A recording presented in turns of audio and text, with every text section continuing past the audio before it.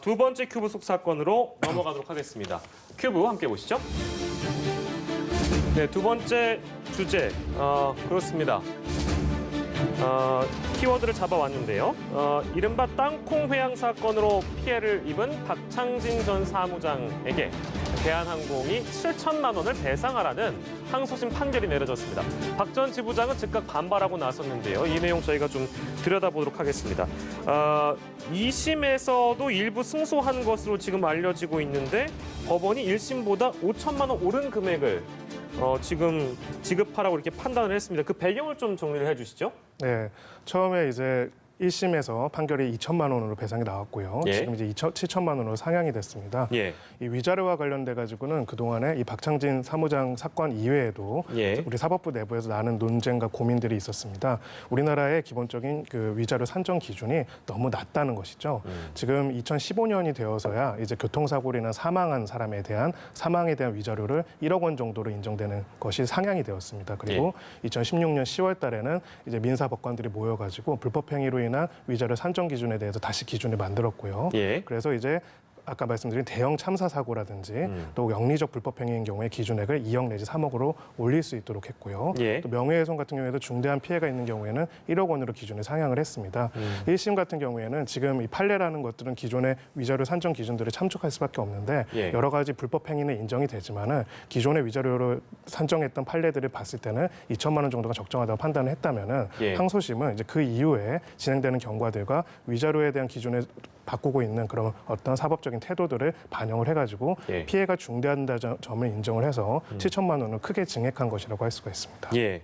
근데 이제 여기서 좀 우리가 다시 들여다봐야 되는 게 위자료 문제는 일단 높게 책정이 됐는데 박 전 사무장이 제기한 문제점들이 몇 가지 더 있습니다. 기내 방송 자격 강화에 대한 부분이 하나 있고요. 이게 이제 부당하다 보기 어렵다고 판단했고, 근데 이걸 보면 이제 직장 내 괴롭힘이랑 좀 연관지어가 생각할 부분들이 좀 있기 때문에 곽 교수께서는 어떻게 보십니까? 이게 직장 내 괴롭힘하고도 연결될 수 있는 부분이라고 보세요? 사실 이 사건이 발생하고 나서 이제 굉장히 박 사무장 같은 거 개인적으로 이제 고통을 많이 받았고요. 예. 그리고 이제 결정적으로는 사무장의 어떤 직위에서 그 일반 승무원으로 이제 강등이 되는 그런 어떤 아픔을 겪게 됩니다. 예. 그런데 이제 사실 뭐 이번 재판을 통해서 그러한 회사의 인사 조치 이것이 이제 부당하다는 어떤 근거로 삼을 수 있는 그런 판결 내용이 이제 없었다. 이런 거에 대해서 이제 본인은 사실 이제 안타까워하는 거죠. 예. 분명히 그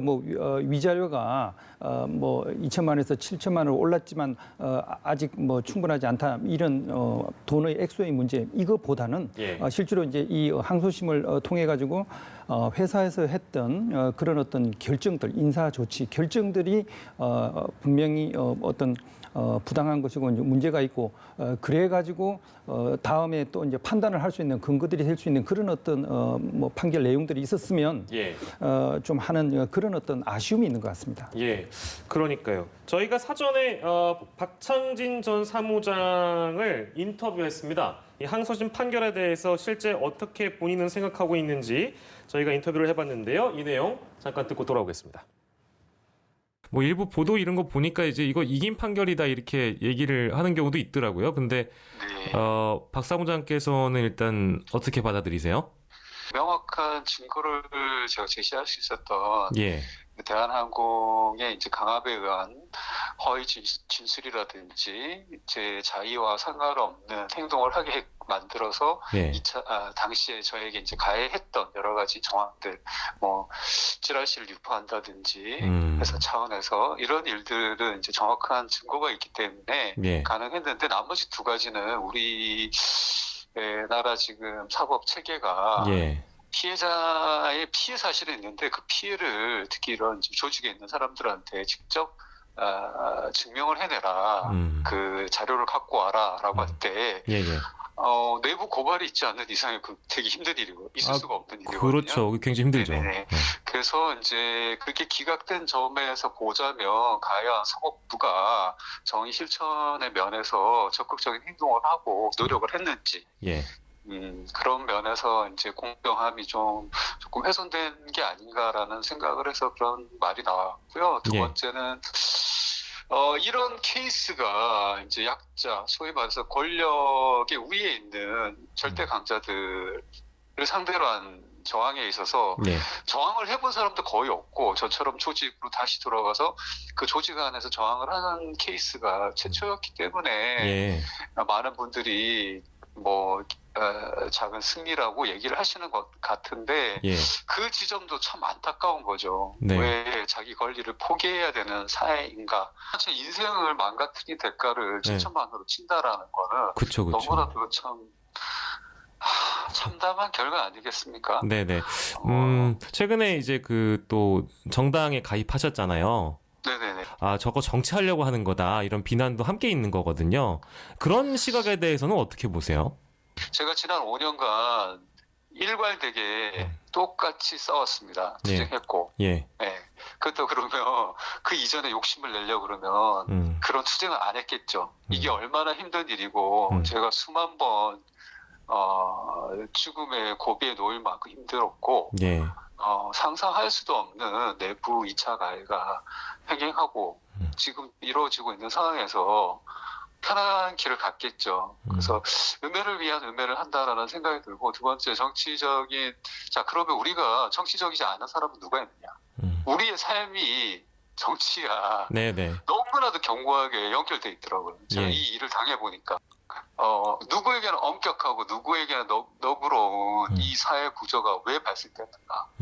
그럼 박창진이라는 인간이 성실하지 못해서 조현아보다 성실하지 못해서 아니라는 거죠. 그거는 우리 사회 그 제도와 구조의 문제라는 것으로 이제 제가 자의식의 확장이 왔고 예. 그것은 결국은 내가 사회적 인간으로서 역할을 해야 되는구나. 향후 이제 추가로 이 부분과 관련해서는 어떻게 또 대응을 하실 방향을 갖고 계신지 좀 끝으로 일단 여쭙겠습니다. 이제 대법 선고에 관련해서는 여러 가지 상황을 변호인단하고 지금 논의 중에 있고요. 예. 두 번째 전의가 불타한다는 의미를 다양하게 해석하시는 것 같은데 첫 번째는 이 판결을 통해서 오히려 더 이 불공정하고 반칙이 난무하는 사회에 대해서 더 자각하게 됐다. 그렇다면 여기에서 내가 포기하고 있는 자가 아닌 적극적으로 대항하고 투쟁하는 자로 살아가는 게 마땅하다. 예, 전체 인터뷰 내용에서 핵심적인 부분만 저희가 시청자 여러분들께 좀 정리해서 보내드려서 편집한 부분이 있다는 점 양해를 좀 구하겠습니다. 일단 두 분 더 같이 듣고 오셨는데요. 박창진 전 사무장은 추가적인 대응도 이미 예고를 하고 있는 상황인데 어떤 대응이 지금 현 시점에서 가능할까요, 김성훈 변호사님? 네, 일단 항소심 판결이 선고가 됐기 때문에 항소심 판결에 대해서 상고를 하지 않으면 그 내용이 그대로 확정이 됩니다. 예. 그래서 지금 일단 취지로 봐서는 상고를 해서 대법원의 판단을 받아보겠다는 취지로 보이고요. 예. 이제 다만 상고심 이제 사실과 항소심 좀 차이가 있습니다. 예. 이제 항소심까지는 이제 사실심이라고 해서 사실관계 인정은 원칙적으로는 항소심까지 인정 여부에 따라 달라지고요. 예. 법률심이라고 해서 상고심에서 법률적인 위법 여부만 판단하게 됩니다. 예. 가령 이제 위자료 같은 경우에 위자료 산정의 기초가 된 법리적인 부분에서 큰 오해가 있거나 잘못이 있다면은 예. 대법원에서 판단을 달리할 수 있죠. 다만 이제 대법원에서 판단해서 그래서 위자료가 7천만 원이 아니다 얼마다 이렇게 판단할 가능성은 없다고 보시면 되고요. 예. 오히려 이제 혹시라도 이제 박창진 사무장이 항소한 것에 상고한 거를 받아들인다면은 예. 상고를 받아들여서 파기환송이라고 합니다. 예. 그래서 항소심 판결을 파기해서 다시 법원으로 돌려보내서 다시 판단을 받도록 하는 예. 것은 가능할 수도 있습니다. 예, 사실심과 법률심에 대한 차이를 좀 구분해서 설명을 해주셨고요. 자, 곽대균 교수님, 네. 이게 지금 뭐 한국에서는 제대로 된 배상을 받을 수 없다 이런 현실을 잘 알고 있다고 지금 이제 박창진 전 사무장도 얘기를 하고 있는데 미국이었으면 좀 달랐을 것이다. 뭐 사실은 실제 땅콩회항 사건 있었을 때 막 뭐 여러 가지로 좀 비교를 하고 그러지 않았습니까? 네네. 실제 그런 사례들이 좀 있습니까? 다른 나라에서? 네, 사실 이제 미국 같은 경우는 이런 이제 손해배상 사건에 대해서 이제 회사의 직접적인 그 책임을 갖다가 보다 더 좀 강하게, 보다 더 철저하게 묻는 그런 경향이 있습니다. 그래서 이제 통상적인 뭐 배상액들이 뭐 수백만 달러, 뭐 우리나라 돈으로 수십억이 되고 이제 하는데요. 예. 그거는 이제 일단 미국의 뭐 연방법이나 이제 주법에서 그렇게 어떤 개인보다도 개인의 어떤 자유나 개인의 어떤 존엄성을 침해한 어떤 회사나 조직 어떤 책임을 갖다 보다 강하게 묻는 그런 어떤 사회적 분위기가 있기 때문에 이제 그게 이제 가능한 것이 아닌가 예. 그렇게 생각하고요. 그런 어떤 뭐 징벌적인 뭐 손해배상 이런 것들도 있고요. 예. 그리고 이제 뭐 소비자가 이제 회사에 대해서 뭐 소송을 하는 경우 또는 예. 회사 내의 부당한 어떤 조치에 대해서 회사에 대해서 어떤 뭐 문제를 지적을 하거나 또는 이제 노조 뭐 활동 관련해서 이제 피해를 입은 이런 거에 대한 손해배상 이런 액수들을 보면 뭐 우리가 이제 상상하기 어려울 정도로 우리나라보다는 뭐 수십 배 많은 그런 어떤 보상을 받는 그런 경우들이 있습니다. 예, 그럼 그런 사례들을 보니까 좀 어떤 측면에서는 모르겠습니다. 이제 보시는 시청자분들의 해석에 따라서 뭐 달리 여러 사건들을 좀 비교해서 분석해 볼 필요가 있겠습니다만 비단 뭐 이런 내용뿐만 아니라 뭐 재벌들 혹은 기업들과 이렇게 연관되어 있는 여러 가지 범죄들 이런 거를 비교를 해보면 외국의 사례를 비춰봤을 때 너무 좀 뭐랄까요 솜방망이 쳐버리다 이런 지적은 워낙에 많이 나와가지고요. 그런 차이는 어디서 발생한다고 법률가께서는 생각하십니까? 일단 민사적인 부분에 있어서는 이 구체적인 구조의 틀이 좀 많이 다른 부분은 있습니다. 예.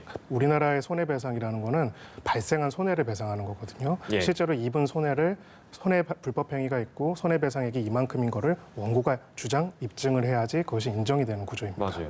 근데 미국 같은 경우에는 아까 교수님께서 말씀하신 것처럼 징벌적 손해배상 제도라는 게 있습니다. 징벌적 손해배상. 네, 징벌적 손해배상 제도라는 거는 영리성 있는 불법 행위, 고의적인 불법 행위, 예. 대표적으로 이제 뭐 가습기 살균제 피해 예, 같은 예, 경우 예. 같은 그런 경우엔 발생한 손해뿐만 아니라 이러한 불법 행위를 저지름으로써 거둘 수 있는 경제적 이익까지도 박탈해서 이것을 피해자한테 주는 구조를 징벌적 손해배상을 통해서 하는 거거든요. 그래서 기업이 저지르는 불법 행위에 대해서 수십억 원, 수백억 원에 대한 손해배상 책임을 인정하기도 하는 것입니다. 그래서 이런 구조들이 기본적으로 틀이 다른 부분들이 있고요. 그래서 이제 일정한 그 기업적인 범죄에 대해서는 이 부분에 대해서 지금과 같은 민사소송 구조로서 충분히 할 수 없기 때문에 징벌적 손해배상 제도를 도입해야 한다는 목소리가 당연히 있습니다. 그런 부분들이 있고 또 한켠에서는 법 밖의 일종에서는 이 부분은 이제 민사법에서 할 것이 아니라 형법이나 행정법에서 처벌을 강화해서 해야 하는 것이 아니냐 이런 논란들이 있고요. 분명한 거는 공백이라는 게 분명히 있다는 부분입니다. 이 책임에 관해 가지고 그 책임에 상응하는 그리고 그 책임을 묻는 사람들이 그것을 어렵게 판결을 통해서 나타내는 그리고 입증하는 경우까지 나왔을 때 결국 얻을 수 있는 것들이 너무 적다는 것들은 어떻게 보면은 이러한 도전 자체를 어렵게 만들 수 있는 구조가 될 수가 있는 것이겠죠. 그래서 이런 부분에 대해서는 제도적인 논의가 오히려 과거에는 굉장히 뭐랄까 법률가들이 대부분이 별로 인정 안 했다면은 이제 좀 더 활발하게 논의되고 있는 그런 과정이라고 저는 생각합니다. 그러니까요. 징벌적 손해배상 제도 얘기가 항상 이런 건에 관련돼서는 늘 나오는 것 같더라고요. 거기까지 좀 짚어봤습니다. 오늘은 두 분의 전문가와 사건 큐브 함께했습니다. 곽대경 동국대 경찰사법대학 교수 그리고 김성훈 변호사와 함께했습니다. 두 분 고맙습니다. 예, 수고하세요.